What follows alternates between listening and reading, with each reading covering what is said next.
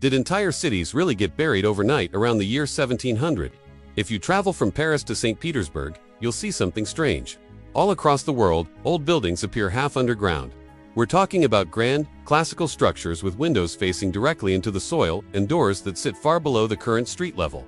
It's bizarre, right? You walk down a set of stairs just to get to the original ground floor. Mainstream historians often dismiss this, calling it poor design or simply the result of cities building up over centuries. They'll say it's just sunken foundations or a basement level. But then you look at old maps, etchings, and paintings from before this mysterious period. These illustrations show clean streets, with those same buildings standing at ground level, exactly as you'd expect. Their doors opened right onto the street, no stairs needed. But then, one date keeps popping up again and again in alternative research: the year 1700. Suddenly, after this point, the ground levels in cities all over the world seem to rise dramatically, sometimes by a full story or more. It's as if a massive event happened, burying the lower levels of these cities under tons of mud and dirt. So what really happened that year? Was it a cataclysmic, worldwide flood that has been erased from our official records? Some call it a reset of civilization, a moment when the old world was literally covered up, and a new history was written on top. Or is it all just a massive, coordinated cover-up? The evidence is compelling.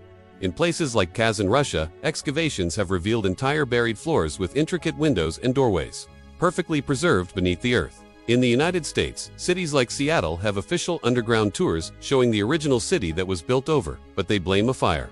Could it be part of a much larger phenomenon?